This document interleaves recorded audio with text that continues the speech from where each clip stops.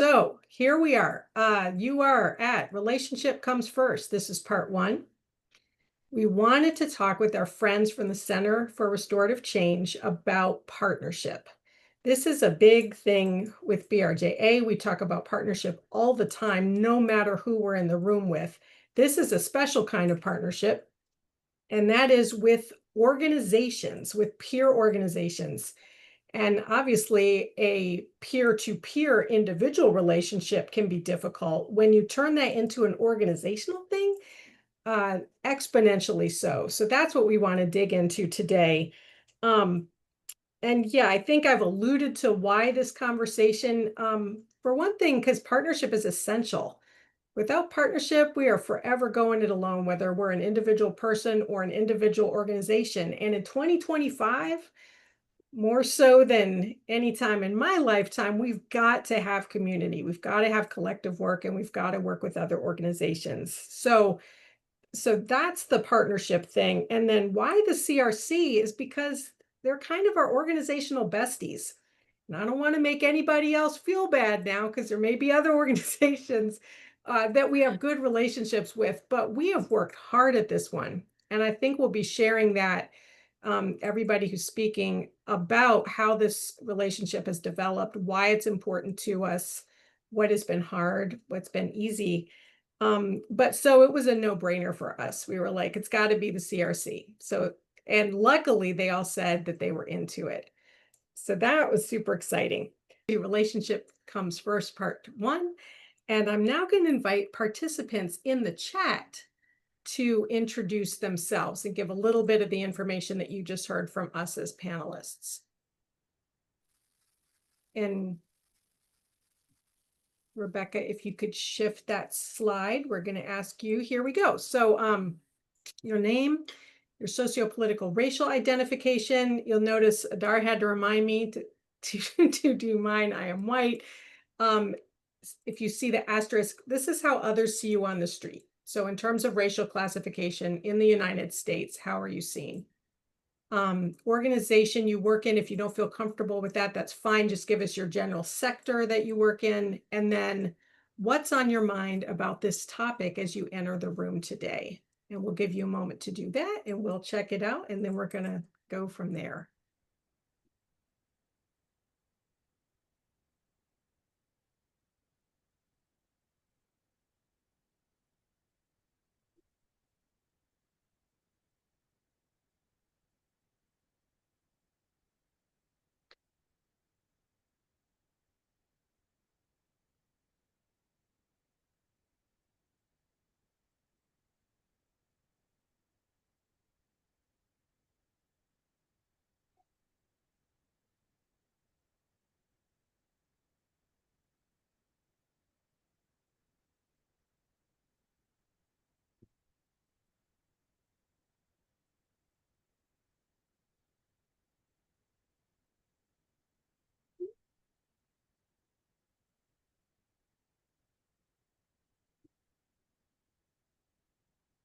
Awesome. Thank you, Shaya.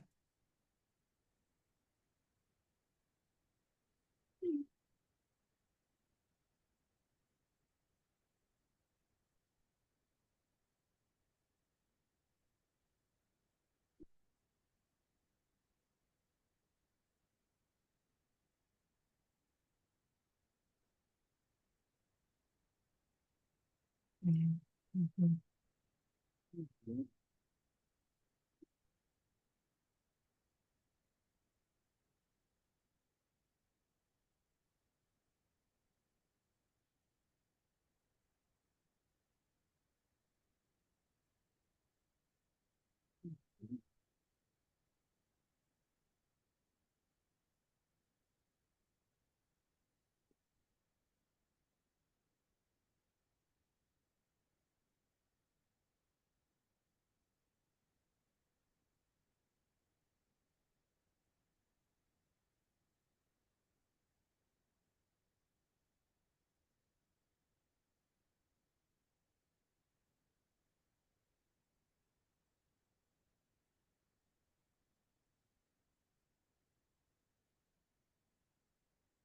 Ooh, okay.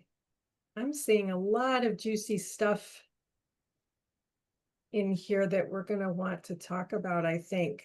I'm just going to repeat a couple things I'm seeing, and then we're going to turn it over to the panel. So, wow, thank you, everybody. So, Jen's saying building up partnerships and community connections to build stronger support for my community and direct clients. So yeah, thinking about the whole reason we're doing these partnerships is often because we have a mission, a project, something that we're actually trying to accomplish. And so keeping the eyes on the prize, if you will.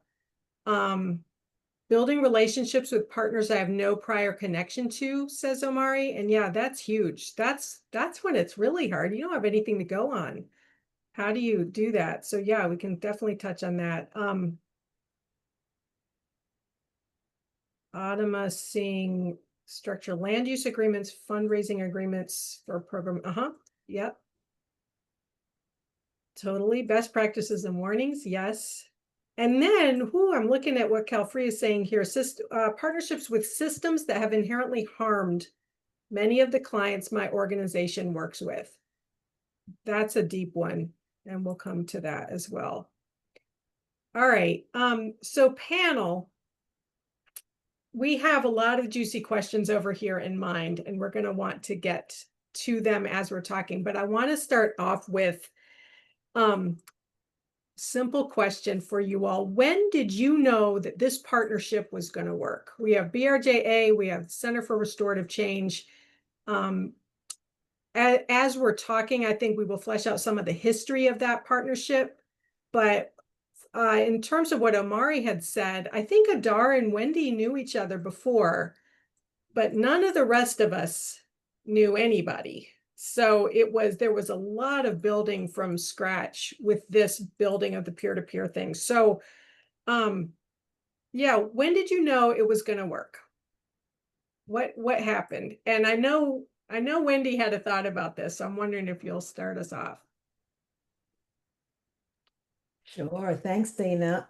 Adar and I did know each other beforehand, but just a little bit of context is that we were working on a large grant that the CRC got, and we knew almost right away that the right partner for us was BRJA. I think there was really no question about who that was going to be. I think there were a lot of things to work out about how it was going to happen. And I think, and it's a training grant. And so we were doing a lot of workshops together for a number of different populations. And it was just interesting because when you bring two organizations together that are very different, we have different ways of doing things. And, we had to figure out how to make all of those pieces work together. And at some point, we just weren't kind of understanding each other fully. We just were sort of like, well, I don't know. I think of this way. You think of it that way. But I think for me, when I really began to understand the power of this relationship was when we could sit down and really talk about it. Because very often with organizations, you kind of skim over, challenges. You just kind of like, okay, we're just going to figure out how to keep moving. But we didn't do that. We like got in deep, like we sort of really sat down. I think we had like a 2 hour conversation at one point with all of us on it. And it was just really, really, it was so important for us to have a strong relationship where um, we already knew we had common values. We knew that. But sometimes common values are enough because you have different ways of doing things, just different ways of expressing those values. And I think for me, when I began to go, yeah, this is an authentic relationship because we can dig into the challenge and we know we come out the other side. We come out the other side stronger. And I think that is always the test of an authentic relationship is if something's not working well, how do you come out of it at the end of it? Not the question is not, are you going to have challenges? Because that just happens in relationships. The question is, how do you handle those challenges and what do you have left at the end of it? And I really felt like at the end of some of those challenging conversations, we were just so much stronger as partners because I think we understood each other better, but we'd also sort of developed clear ways that we would overcome challenges in the future. And I think we've done a really good job with that. So yeah, it wasn't all sweet and rosy, but it was powerful. Yeah. Yeah, I'm going to invite everybody to just jump in as you're having a thought. Um, One of the things I think about too is, and I appreciate Wendy you talking about like what do, like challenges look like. And as a clinician, we talk about like different ruptures in relationships, right? And like and to me, this is the difference I feel like between I've been thinking a lot about this of like, are we just vendors together? Mm, Are we in partnership? And vendors together is transactional, and partners is more transformational, which means both both entities are growing together. And I think like for me, um, for me, I can pinpoint, I'll never forget getting on a phone call with Adar when we had a really challenging workshop we were facilitating and some really hard decisions. And I had my own personal feelings and and I was like, I was so nervous. And I was nervous because of what I thought about Adar. And what I mean by that is just like true care for a person I work with.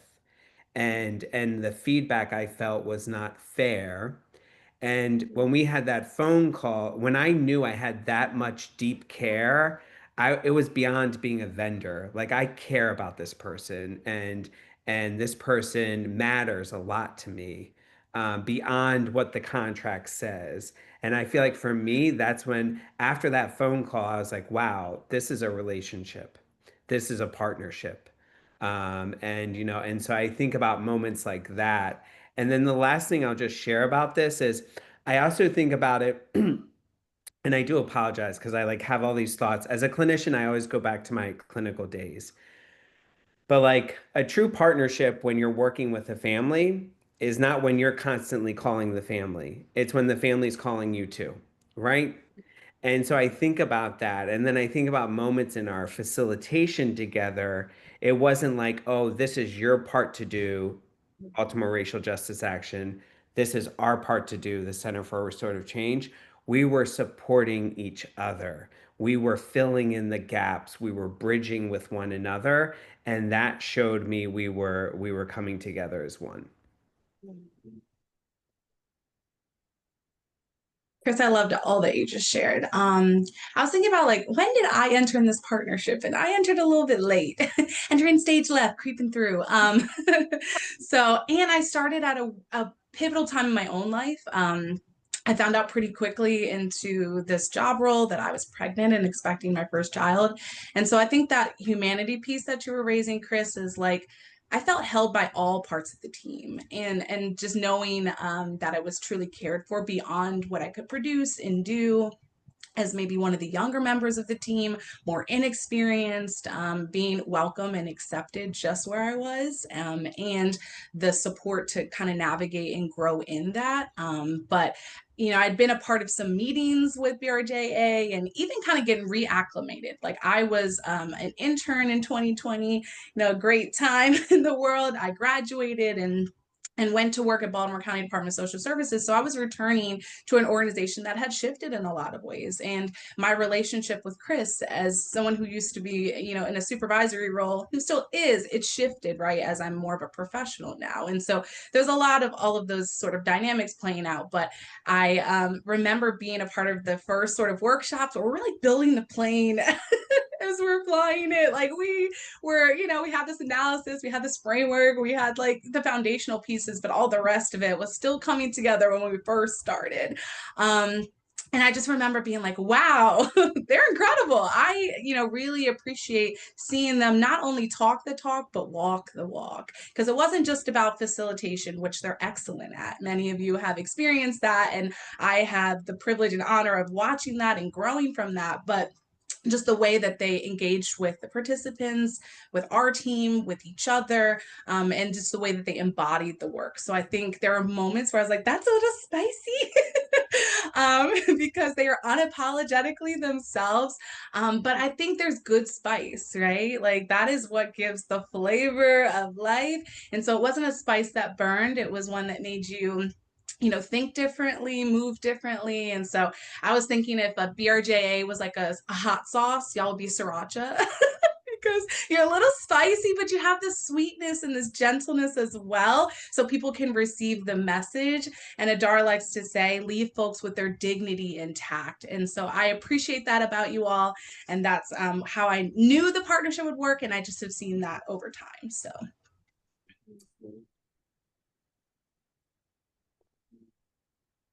Adar, where are you with this question? You know, I had an insight this morning. I had a meeting this morning, even before this meeting, and I was speaking to actually someone who went through the SHARP training. And we were talking about how the concept of conflict has such a bad name. And we were sharing how conflict in itself is value neutral. You know, it's not good or bad, it just is.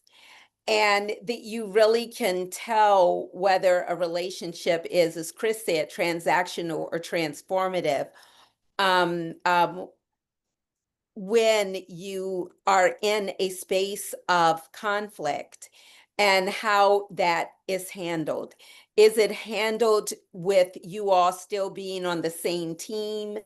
And the conflict is the issue that we have to gain understanding on, or are, you know, are the people turning against each other because they're embodying that conflict, so they're not on the same team anymore? That's when you know that a relationship is not a transformative relationship, that is really more transactional, because somewhere along the way the other person has decided you're not really on my team, right?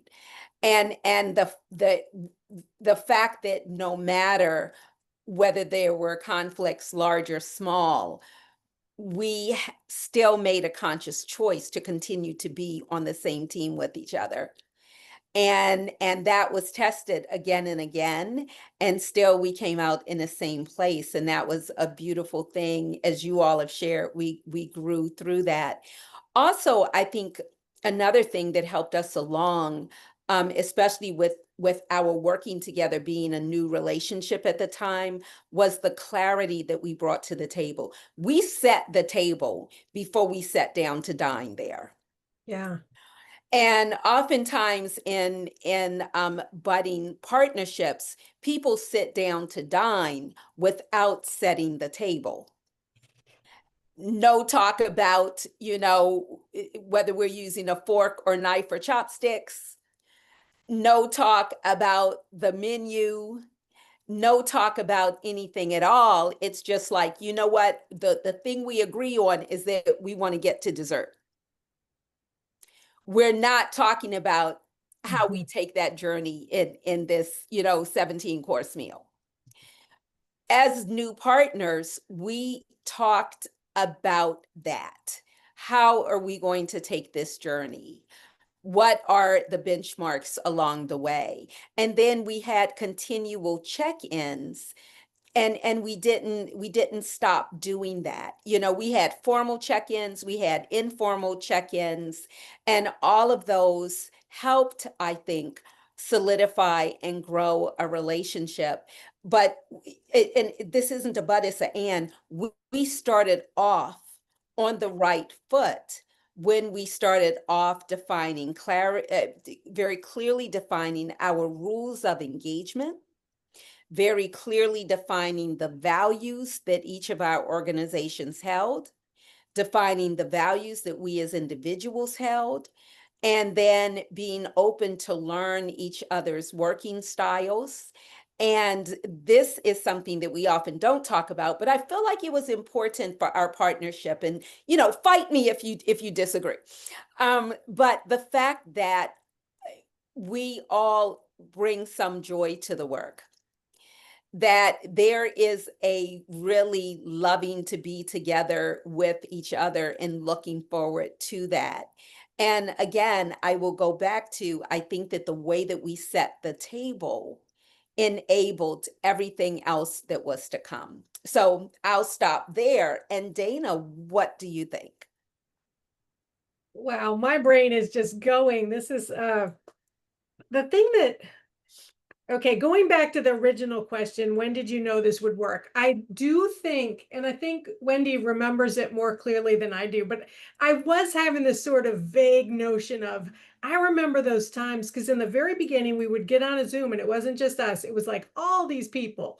I didn't even know who many of those people were, what was their function within the project. Would I be seeing them again?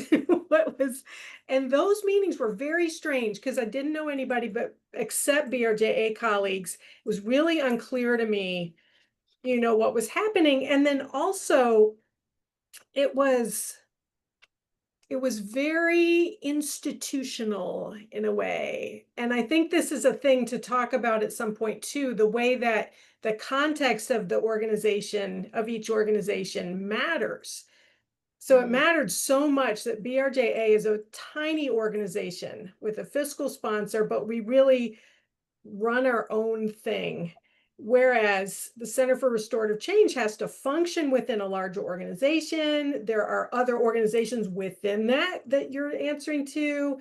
And then with the project that we're all working on, there are other partner organizations. And I never see those people, but they have power and their footprint is heavy. And so I think to go back to the question, was there a time when I knew it would work? I think it was when, and you all have referred to this, there started to be honest conversation. There started to be real conversation in the midst of all that stuff about sort of setting up some structures. And so I think and it was this thing that Adar was talking about in terms of conflict and then in terms of difference. And I want to raise that for me as a white person raised in a middle class household, and there's a lot of fear of conflict. There's a lot of conflict aversion. And in my particular iteration of white middle classness, there's fear of difference too. Oh, if we're different, something must be wrong.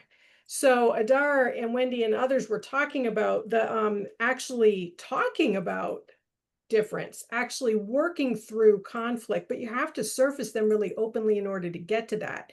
Whereas much of my background as a child was marked by not doing that, by avoiding that. And I think it's super interesting that I, as a white person, bring habits of mine that I still fight into an organizational space, and they're really detrimental to building partnership. And so I think part of this is for me as a white person, as a person who was not in charge of things, to step with others and to be guided by others into how this can work. And it's worked really well. But I think, again, it's because some of my more natural inclinations, we don't follow those. We go with other things. No, we're going to talk about difference. We're going to surface conflict and we are going to work through it. And that whole question of if we can work through conflict together, we emerge as stronger partners. Whereas if we're avoiding it, we're just literally always on thin ice. Anything could happen. So I'll stop there. There was, I love all of this. Can I just add something that you all made me think about? My mentor often says, when you form a partnership, you don't just form a partnership for work, you form a partnership for life.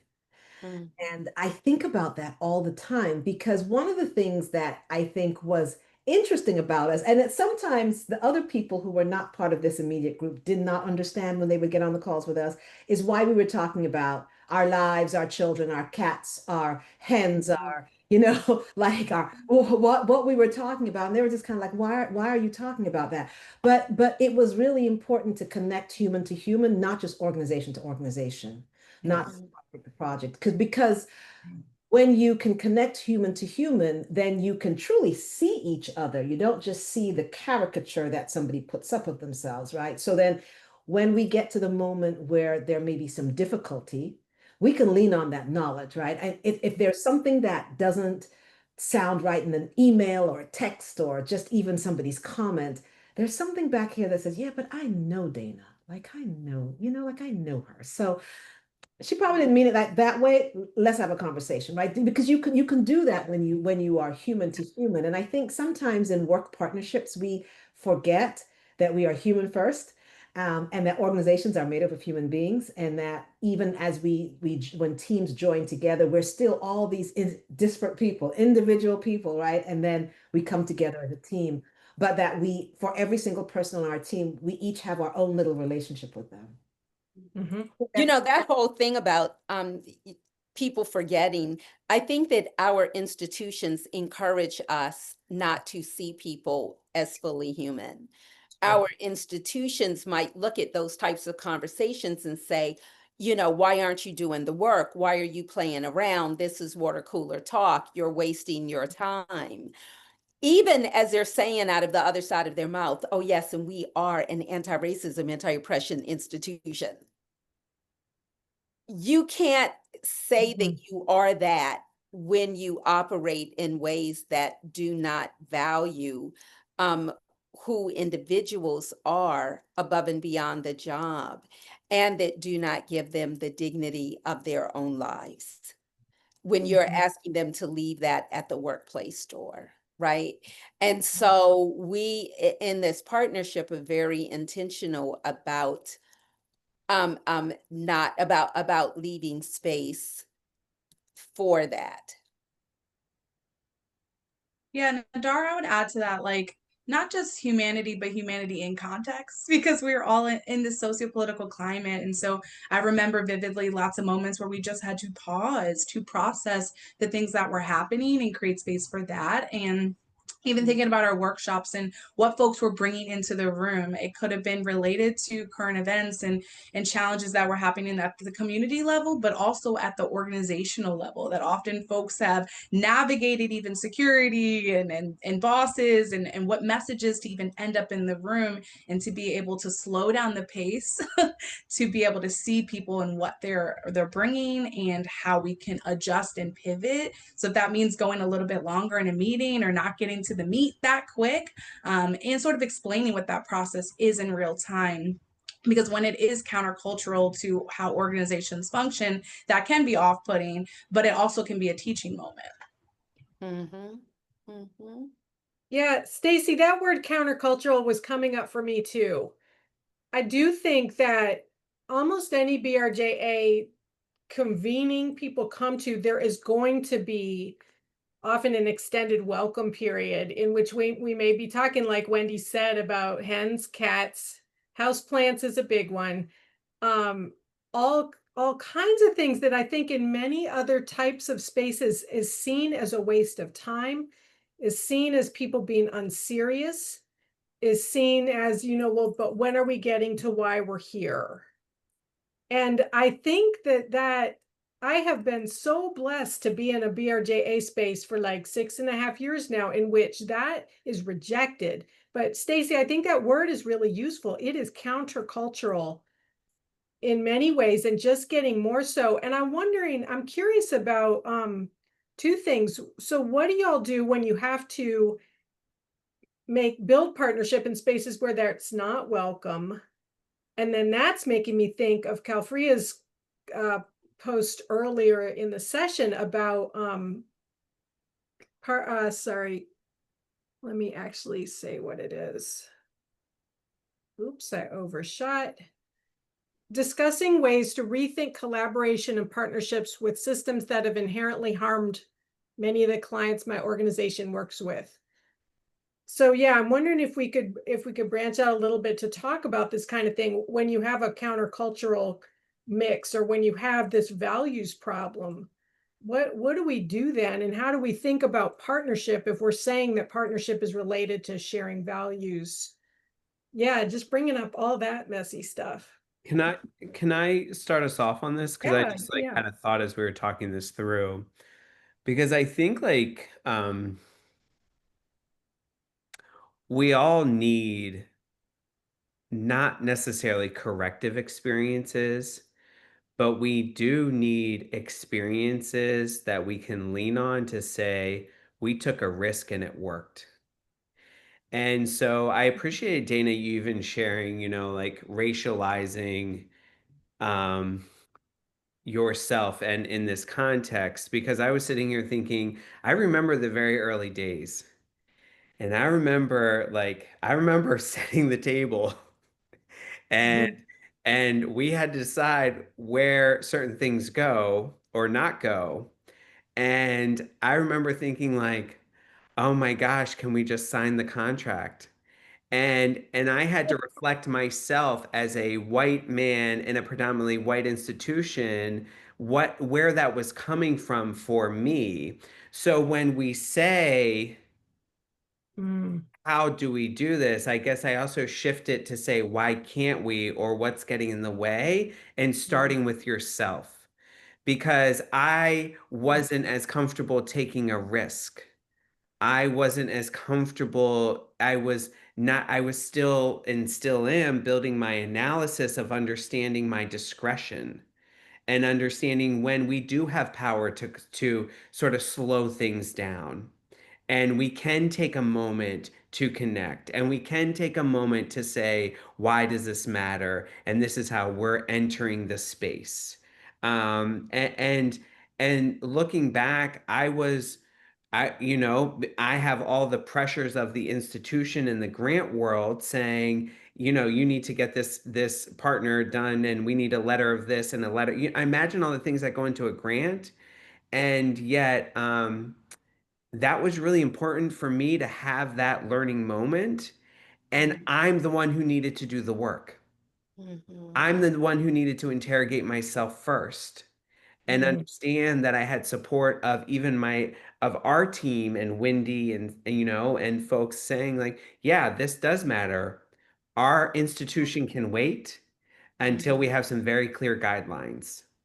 And I think that we need moments like that because when we talk about systems that have harmed, the question I would ask you, are you willing to take the risk of Mm. what that change will look like? Because if you're not willing to take that risk, this is going to be this is going to be more challenging than it already is.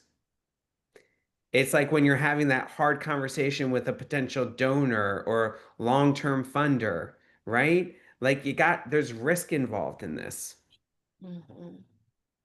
Mhm. Mhm. So how would you all recommend getting started on a new relationship?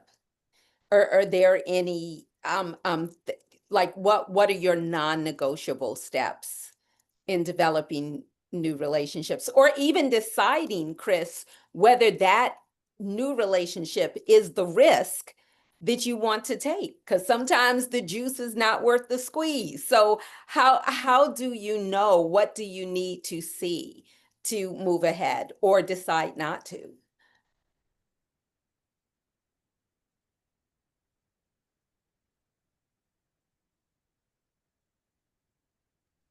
That's a deep question, Dar. I think we've been burned before, where you thought, not all that glimmers is gold, right? And so I think that's what I've learned. And I can't think of, I mean, I think there's a lot of concrete things I could think of, and I'm sure Wendy had some thoughts and was about to share. But I think that was a learning moment of, you have to be careful about who you partner with.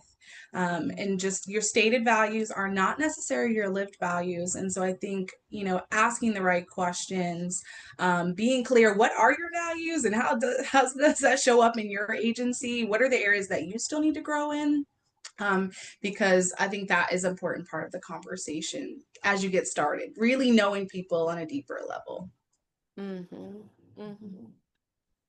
Yeah, Wendy? I agree. I sometimes I talk about relationship partnerships as dating.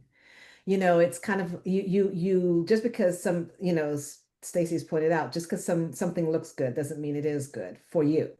And Mhm. part of the process, I think, is um, very slowly, very cautiously, really examining and sometimes testing whether people's lived values are the same as their espoused values. And I think sometimes it's not a linear process at all, right? And I think and I to Calfria's point about the systems that are oppressive, it's not a linear path. And I think it's important to recognize that each one of us is not responsible for plowing the whole field. Mhm. Right? I may have the opportunity to dig the hole that somebody else is going to put the seed in, right? And I need to be okay with that. Look, it's part of sort of white supremacy culture makes us think that we have to be able to do it all and we have to do it perfectly. And sometimes it's a little teeny weeny shift that we get to do. It's just so small. Maybe we get to have a conversation with somebody in that system and we get to just show them some humanity. Yeah. Sometimes that's all we get to do, right? But chances are people will remember that more than if you're telling them what they should value and what they should do.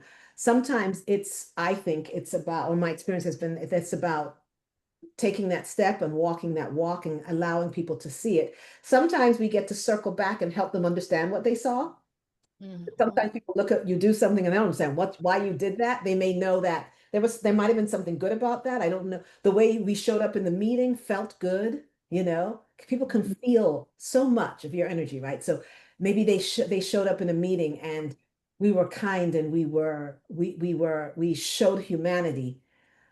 And that paves the way. So the next time something happens, maybe I have a little bit more of a relationship to say, you know, we might want to rethink how that happened, or we may want to do that differently, or maybe it won't be me at all.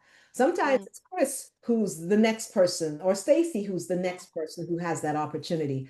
I think if we think about it as being micro actions, you know, we always talk with our sharp work about micro actions, like they're small things, because if you try to do too much and people aren't ready for it, it can be disastrous. So I think thinking about what little thing can I do today? And then being okay with that, being okay with the not having solved the, you know, decades of oppression that the system has brought to people, and being able to say, well, I did a little bit today. And then at some point, as you build that relationship, there may be an opportunity for accountability. Have a conversation. But and you may never get there. You don't know. And it's not for us each to decide. You know, our job is to do that little bit that we can do today. You know, trust. I want to go back to Stacy's comment about being burned, and I want to just, you know, ask Omari and Kalfria and Adama and Shaya, just to think about times in relationships where you've been burned, because we've all been there, right?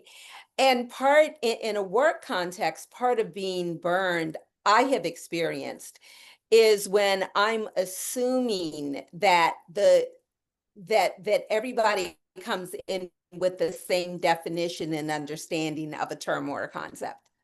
So for instance, you know, we all going to practice anti-racism, anti-oppression, but then you leave the beginning of the relationship feeling really good. Y'all are all on the same page. Everybody threw out the right terminology at the right time, and oh my goodness, this is a match made in heaven. And then you get into the working aspect of the relationship, and you find out that their understanding of anti-racism, anti-oppression, or ARAO is not the same that you have. Or you get into the relationship and find out that, oh yeah, they talk a good ground game, you know, but their practice is really, really off. And so that when you come to that point, how have you negotiated through it? And when have you just decided this is not it? I mean, again, juice not worth squeeze. And how do you get to both those two stages? I'm gonna work with this, it can be salvaged, or it's worth it for me to try, or I've been banging my head against the wall for long enough. I'm just over it. I've just got to let this go. And I want everybody to think about that, because again, I'm pretty sure that I'm out on a very short limb if I say that we've all been there.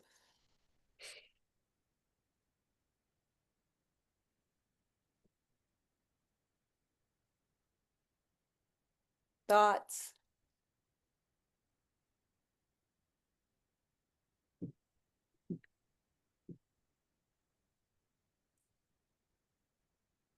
I think I'll talk a little bit while I'm hoping our participants today are thinking about this because I think the conversation will be richer if they add. But yeah, I'm part of me keeps going back to that table setting point.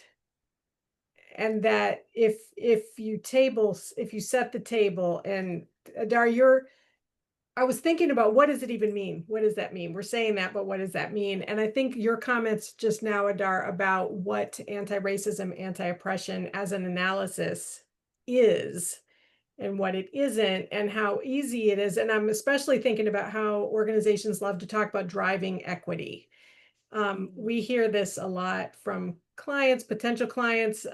We want to be driving equity in our field or our sector or things like that. But then if you say, what does equity mean to your organization? Yeah, well, there often isn't a definition. And again, this is not to harsh on people for not knowing stuff, but if you're going to be driving equity, you should probably know what it is so that, as Adar says in the comments, you don't drive it straight into a ditch. So yeah, I'm just thinking about table setting. I'm thinking about Chris saying, can we sign the dang contract already? And how important it is to work these things out ahead of time. Hopefully, so you don't get to that place Adar's talking about. How do you know when to hold them, when to fold them? So yeah, I'm hoping others will share.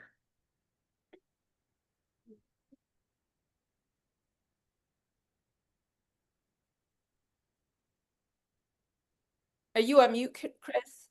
Yeah, I just have I mean, I'm just like sitting here just thinking so much about that, and it leads me to this notion of like we don't want to guess what this is or what this will become. And I think the prep work is so important. And so I think like again going back to understanding, is this going to be even if it is transactional, even if it is a one and done, what's the cost? Like, what's the cost? What's the cost to the organization? What's to the cost for me? What's the cost to the families I'm partnering with? What's the cost to the community? And all of this also goes back to your point, Adar. At what point will be when will it be enough? When will you have enough data that you're going to step in and make a decision one way or another? And at what risk? Mm-hmm. And I think those are really important questions to ask ahead of time too, because if we don't, when we get into it, this is where talk doesn't lead to action because we haven't done the reflective work, right? It goes back to that notion of that we've talked before within BRJA spaces around what am I willing to risk when this moment comes. It's not if it comes, it will come. So when it comes, what am I willing to risk? Thank you. Wendy? Gonna add, and I think when we're talking about risk, our positionality related to our race is really important because very often the expectation is that the people of color will take the risk. Sometimes in depending, depending on the institution, if there is a challenge to overcome, very often, honestly, very often white people will step back and sort of say, well, I don't know, I don't feel that I have the right, or I don't feel that I can, or I don't feel that I should. But in so doing, they're inadvertently or advertently, I don't want to guess at people's intentions, but what they are doing is allowing the people of color to step up front and take the blows. And, the reality is that if we really are an anti-racist, anti-oppressive organization or group, we've got to have that conversation.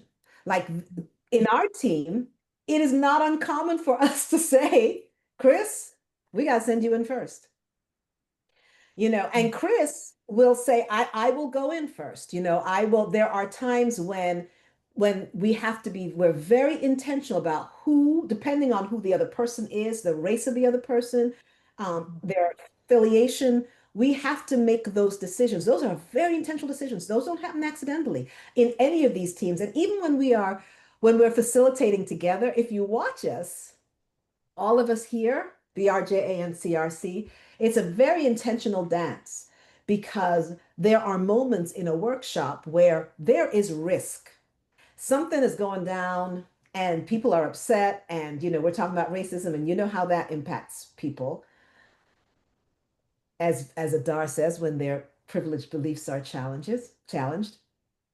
Mhm. And at that moment, we've got to be very, very intentional about how we handle that. And there are moments when Stacy, Adar, and I will step back, and Chris, Dana, Rebecca will step up. Right? I mean, it is very much a dance. It's not accidental, because the people of color can't always take the risks.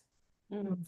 And I want to just share an example, because I think that Black and non-Black people of color are so used to stepping up that we just step up. And I remember there was a workshop, and Rebecca and Chris and I were in a workshop, and someone asked a question or made a comment for the umpteenth time, and I was going to try to explain again. And Chris and Rebecca were like, we basically, we got this. I mean, they just blocked my saying anything at all very appropriately, because they recognized that this was a point where the white person was not going to listen to me, a Black woman, that they needed to step up. So what I appreciate in a partner is when people don't just wait for you to say, okay, go in, but they're paying enough attention where they are recognizing what is going on, and they're saying, nope, this is for us to go in. We need to go in. I need to turn my camera off just for a minute, but I'm listening. Oh, can I ask one more thing though? Yeah. I want just everyone to think about, and for our participant partners, if you can put it in the chat, what is your deal breaker in a partnership? Let's just take a minute. That's a great question.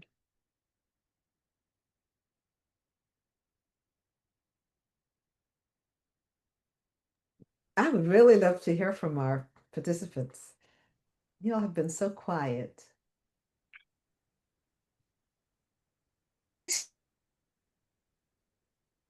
Not following through. Mhm.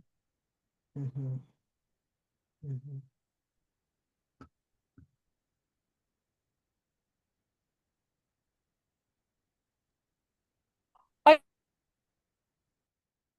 Go ahead, Adar. This is related, but so it's like indirectly related. And that is the way in which, even in spaces like this, we bring the practices that we are used to the space. So for instance, this is a space where, Dana, you started out saying this is participatory. Mhm. And we are all here because we care about this topic, and we are trying to learn different strategies. We are trying to talk about the commonalities of experiences and different things that have happened. And we've been here since what, I'll say 2:10 to be generous. It's almost an hour later. And yet, even when completely invited to just speak, we still have people holding their silence. And we're so used to just being consumers in an experience as opposed to participants in an experience. We've become inculcated in that way of consuming. So I want to just open the floor and the door again and ask people to kind of be aware of that and of what's going on with you about it. And also to take the invitation and the opportunity to step into this space and share, because we're learning too. And we want to hear from you. And if we don't, then that is an opportunity that you all are depriving us of learning, while we're trying to bring opportunities for you to learn. This is an us space, not just a we space.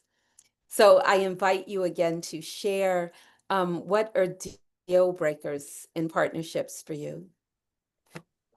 I can Let me hop in. just jump in here because there were 2 times that I was going to, and I needed the pregnant pause. And I was going to, and you guys jumped in, and I just sat back again. And then I just sat back again. And I was just like, well, I guess I'll just wait. So we so appreciate that. And that the sad thing is that because we're on Zoom, we can't pick up on cues in the same way that we would be able to if we were in person and saw your entire body language. So understanding that there are ways in which Zoom limits us in terms of the fullness of body language signaling that we could have, we're really going to ask you all to use those cues that we do have, which is putting something in the chat, which is raising a physical hand or a Zoom AI hand. There are cueings that everybody can use to help us out in knowing when you want to step in. So either you have the floor or Calfria, who wants to go first? So, what I was going to share is that I'm processing what you're saying, and I guess I'm very clued into the people that I am looking to partner with who are also diasporan BIPOC organizations. And so it's not a conversation of, well-resourced white-led organizations and partnering with them. It's me peer partnering. And so thinking of the conversation from that. And so that's where I was attempting to kind of reshape some of the things that you shared today. Thanks. Thank you. Yes. Calpria? Yes. Happy to hop in and talk. I think to Adam's point, I was just sort of like waiting, like, oh, when should I hop in? But to just add a little context to the work that I do, I work at the Children's Advocacy Center in DC. So we carry out the Children's Advocacy Center, or the CAC model, which is a model that has been developed to respond to child abuse investigations. So we work through a multidisciplinary team approach with local law enforcement, child welfare, prosecutor's office, medical, mental health, and victim advocacy. Our MDT is a group of folks that are brought together through a DC statute. So the statute says we must work together to respond to child abuse investigations. And I think that's different when you have a partnership that is like mandatory.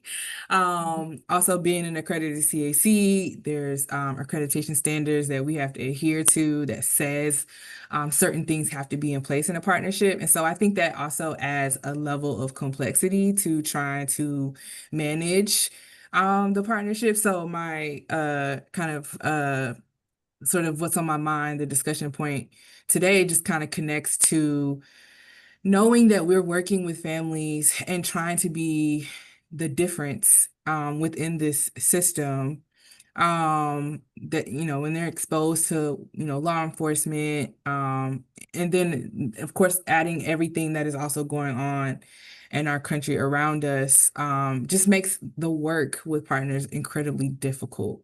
And so some of the things that you all named that I think a lot about is, you know, to some degree our relationship is transactional.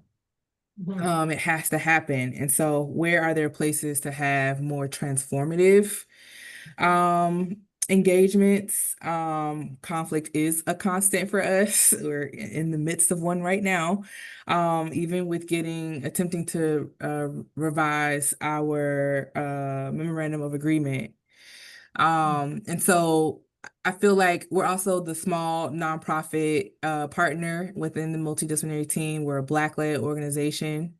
And so we're often having to sort of hold our own with these larger local government-based agencies. And so we're also, you know, we have, you know, funding implications in the DC budget. And so we have to be very thoughtful about how we engage our DC government partners, because these are the folks who would also impact our ability to receive funding. So there's just so much that we have to consider. And we're often the folks that have to do a lot of the bending to compromise. And so I think I'm just, you know, that question about, you know, there's always going to be risk assumed for us, and like, where is the line for us? How do we push? Or how much do we push? And when do we push? And then who do we also send out front to do that work? So thinking about race, our partners are white-led government agencies for the most part. And so all of our senior directors and our executive team are Black or non-Black people of color. So there's not always, you know, I think someone, a white person or someone with more privilege to put out front. And so how do we kind of navigate those spaces and conversations when we have conflict? And so my role here is a director of our multidisciplinary team advancement and support program. So I'm always thinking about partnership and collaboration, how to strengthen that within our team. And yeah, so I think I'm just thinking a lot about, always thinking about how to be in this space and, you know, not mess it up, but still be authentic to ourselves. You know, our organization looks through an ARAO lens, and we're trying to expand that with our partners to help them also look through that same lens and how we work with families. So yeah, it's just tough. So I'm gonna stop there because I feel like I could go on. Chris and Wendy and Stacy, I feel like she is singing your song in terms of one partnership that you have. And then I want to go back, and I have a question for Adama. Yeah, no, I definitely, gosh, there was so much in both comments that I resonated with, and somewhere sort of, and maybe this is just where my brain goes, but somewhere woven through both comments was this issue of power to me that just that felt very, very real. Whether you're a Black-led organization that is working with these larger white, heavily resourced organizations, or they have the power to change your funding, or you're also working with non-white organizations run by Black people, non-Black people of color, who don't have the resources and sit at a particular level of power in the whole sort of like nonprofit landscape, which changes. Adama, you can tell me if I'm misunderstanding what you're talking about, but it changes the way we interact with each other, because those power influences are always there. We don't talk about them, but they influence everything that happens in every part of the relationship, even between two groups. When you're working with groups, if you're both led by Black or non-Black people of color, still power is always all up in there, right? And that impacts how people are able to build those partnerships. And let's be clear, internalized racism is a thing that is happening when, we are all sort of like, out of us like falling out. Like it's all up in there, right? So there are so many levels of power to sort through in these relationships. And we've got to be so clear. Like Calfria, you're so clear that, we know we can only go so far with this because they have the money and they have the resources. And even if they don't have the money, they have the ear of somebody who has the money, and that is power too. And so it's we don't talk about power, but it's always sitting in the room. Mhm. Mhm. Thank you, Wendy. Indeed. Mhm. Chris, Stacy, anything you want to jump in and add? No, I think it's really real. Calfria, as someone coming from a background of human services and sort of appreciating what a child advocacy center is dealing with, and I appreciate you said these are mandatory relationships, or these are, so not only are the services mandatory, but the relationship you have to partner with. Again, it's so fascinating the similarities between clinical work and organizational work, and systems work. The thing I would just share is that one person can't do it alone. And there's I have to have some hope and belief that within an organization, an organization you're partnering with, is there opportunity to plant seeds? Is there an opportunity to just be curious about what just happened and see if there is some shared understanding from someone, and that's your starting place? Those are the things I just wonder about. Like, of course, you may not be able to move an entire organization, but when you're in meetings with partners, is there and in that way of like planting some seeds as a starting place? And then trying to organize by gathering certain folks that you're like, oh, you do think like me. Let's have a greater conversation outside of here. Who are others in your organization that we can talk to? So those are just some things I thought about. Mhm. That was going to be the question that I asked.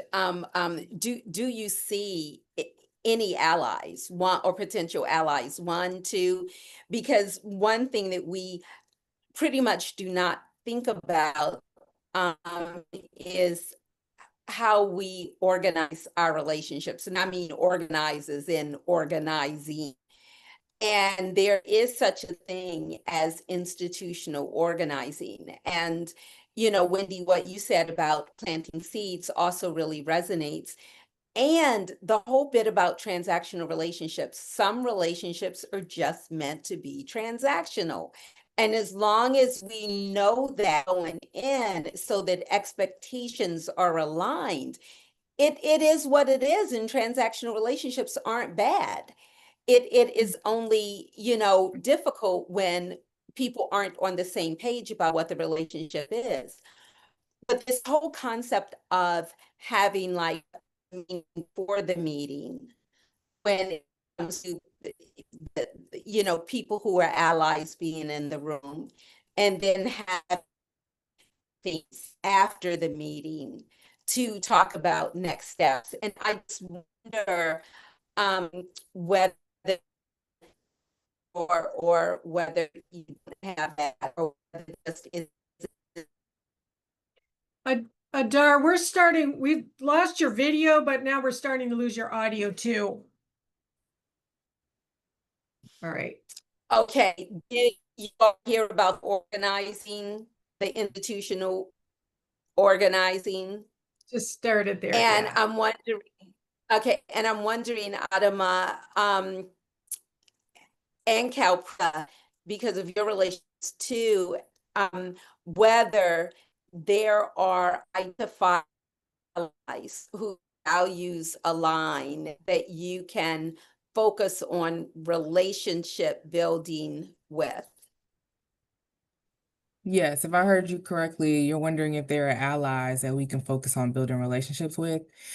Yes, the challenge though is that the people that we often connect to that are in our other partner agencies leave. turnover, transitions is high, right? These are fields where people experience a lot of burnout. And so oftentimes the people who are actually invested and want to have more transformative relationships are the ones who get burnt out faster and leave. So that's been the challenge.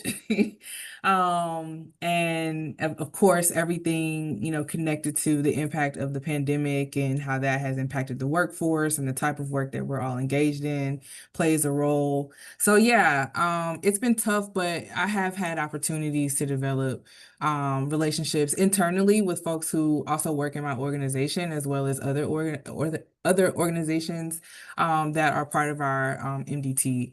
And so that's really been the saving grace, honestly, for why we are able to be as successful as we are as partners. Thank you. Adama, where are you with all of this? So I'm in the formation of this. I already have some organizations I've been talking to as far as creating some partnerships to do some programming. And so, like I was saying, like we've been in community for a while and we've been building relationships. So it's more on the other side of, can we make this more formal and partner formally?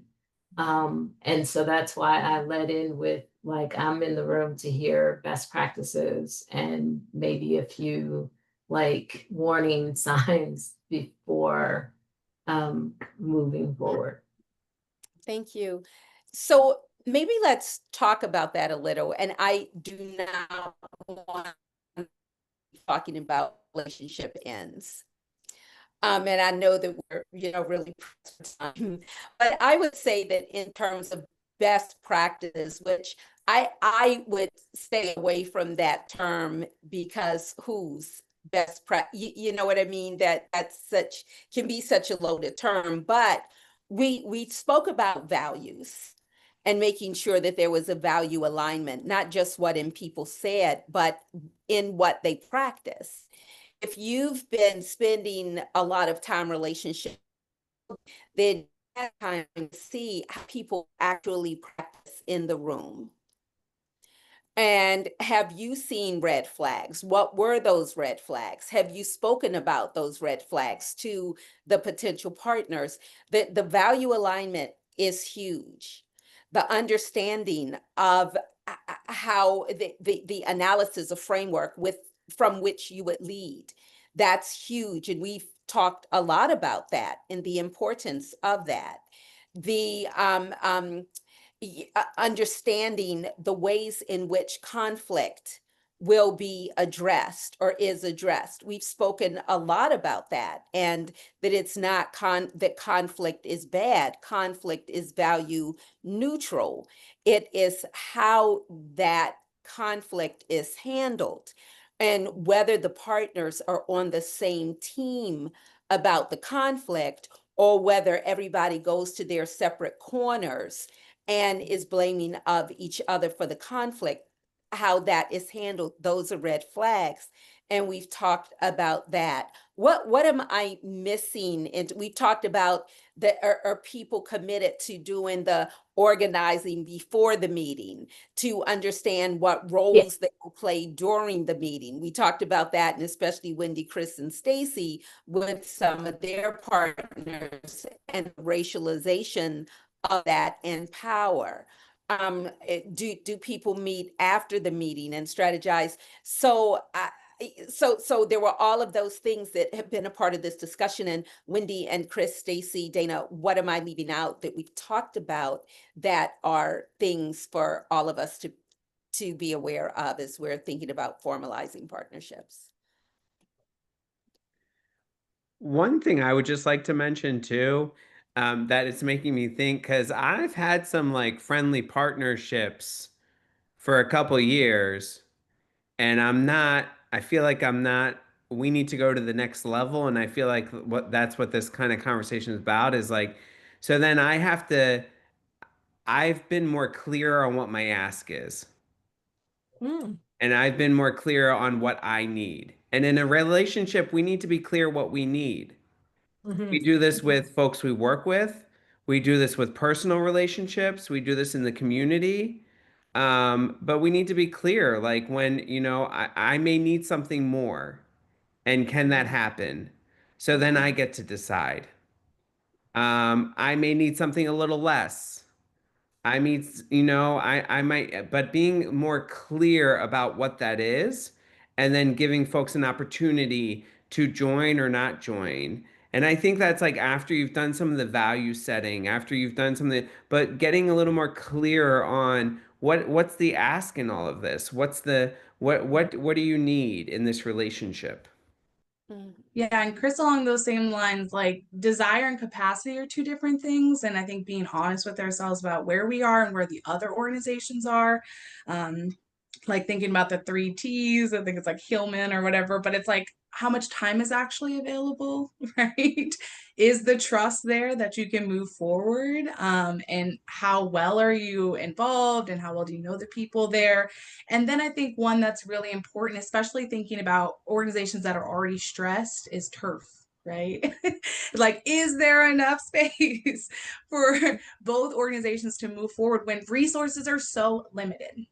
And so there are times where we can sort of isolate and guard in, knowing that funding cuts are happening or coming. And so I think being honest about the sociopolitical landscape and do people have the capacity and readiness to engage in a deeper level of partnership? Because I think that's really easy for folks to fall into a trap, right? Of getting competitive, of like there's so limited amount of grants, limited amount of money, and I think so going beyond those structures, I think we can be really creative of thinking, okay, if there are limited and stressed funding sources within the government or within various other institutionalized means, well then how can we be creative and actually leveraging the power that exists in communities or creative fundraising strategies or tiered membership? Like what can we do to actually continue the work outside of these confines that we've been so socialized to pursue? Mhm. And Shia, you've been really quiet, just wanting to check in with you. Yeah, this has been very valuable. I have not been in this position or this space in a nonprofit for very, very long. So, I'm just absorbing all of this stuff in. I know me coming into this role, a lot of our partnerships was already, established and it was kind of like handed down to me. So I guess for me, it's more so like the relationship building and maintaining the relationship. Mhm.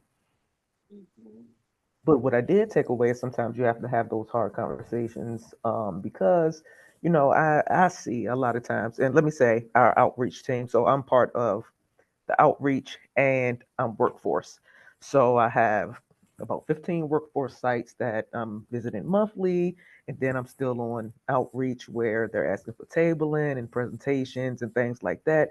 Our outreach team is for individuals, 3 blacks and Wow. 1 white. Wow.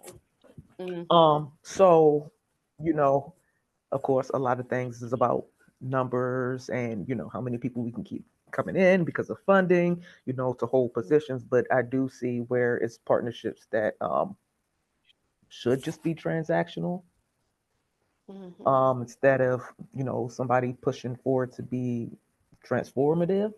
But the people that's pushing for those relationships to be transformative um, are not the ones that are uh, uh, constantly in communication, or the ones that are going out and doing the presentations and having the meetings before the presentations and things like that. So it was just a lot of valuable information that I'm getting. Mm, Thank you. I love the way that you made the distinction of that there can often be a disconnect in expectation between the people who aren't interacting with the people who are being served or serviced, um, and the people who are interacting with those people. And oftentimes that disconnect is racialized. Mhm. And so being able to call it for what it is, or if you're not in a risk position to do that, i- knowing, yourself that this is part of what it is, so that you're not internalizing their make their expectations from a place that they don't even know, from a lane that they don't even know. And I throw that out because oftentimes it is Black and non-Black people of color that tend to look at our efforts as being somehow lacking. And that is why, people are reacting in this way, when oftentimes it is not that at all. Last thoughts, last words.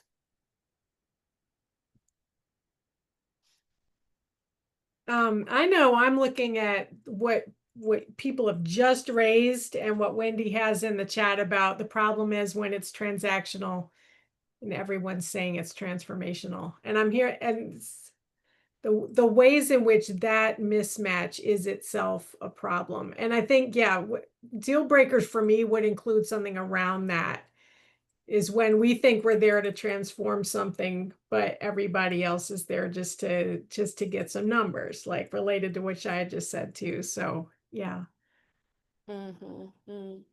And I would encourage everybody to think about your personal deal breakers too, Mhm. because we're all human beings working within an organization. So what does that look like to you? Because the relationship oftentimes is not just about the job, it is about the human connection within the context of the job. Mhm. So, as you're looking at that human connection within the context of the job, um, if there are deal breakers, if there are boundaries that have been crossed, allow yourself the opportunity to respect who you are, to Mhm. respect your humanity, to respect what you bring to the table, even though others are not doing that. You do not have to be in any situation where you feel that you have to continue to be compelled to people who continue to not see you or not value you as who you are. Nobody is a hostage. It's just that we may feel like we are, but we're not. So give yourself permission to honor your own humanity. Mhm. I love that, Adar. Other I want to follow up with that because I don't know if you all have had this experience of walking away from a meeting and thinking about it all night and saying, I wish I had said this, I wish I had said that, I wish I had done this, I wish I had done that. Mhm. And that is so incredibly damaging to us. Mhm. You may not Mhm. always be able to walk away from the meeting physically, especially if you are in a mandated relationship. There's a Calfrey, you got some arranged marriages going on. If Yes. you don't get to walk away from, right? So then how do you find that place in yourself where you get to disconnect to some degree from the outcome? Because you can't control it all. And you don't want to, I do this all the time. I spend my time ruminating about what happens in me. I read every single moment that happened and ooh, and I should have done it. It's so damaging. So where do you find if you can't physically walk away, how do you find that place in yourself to disconnect and say, I have got to disconnect myself from this outcome. I've got to disconnect myself from what is happening right here because I have done everything I can do. And at the end, Yes. I need to be able to sleep tonight. I need to feel good about myself tonight. I need to go home and have myself a good meal and have, a good rest. And I cannot afford to give this any more energy. It doesn't deserve it. It cannot take up any more space in my life. That is something that I had to learn to do, and I'm still learning to do. Mhm. Chris, Stacy, Dana, quickly. I would just say everything that Wendy was just saying remind me of the question that you sort of asked that we kind of glazed over about joy, and how do you embrace that? Because it's not just a feeling, right? It's an act too. It's an act of resistance. And so, how are we caring for ourselves and finding like what is the one shiny thing? What's the one moment that we can walk away, feeling intact? And so, I think like practices of embracing that are really, really important, because I think self-care has to be embedded in organizational care. And so how are we having those conversations as partners about what does that look like, knowing that, hey, this is a difficult partnership, I might need some space after. I might need some processing. What do you need in order to be able to sustain yourself in this work? Thank you. And in this moment, I just think about like we can't go at it alone. And so when we're talking about organizations and agencies building partnerships, it involves more than one person. And so sometimes when we're feeling stuck, it might be because we're the one person trying to push this. And why aren't others supporting us? Again, that internal reflection. I just think like I'll just leave us with this one thing that just happened at a nonprofit here where I live. Someone dear to me, they wanted a unanimous decision to vote someone in. They did not agree with the process.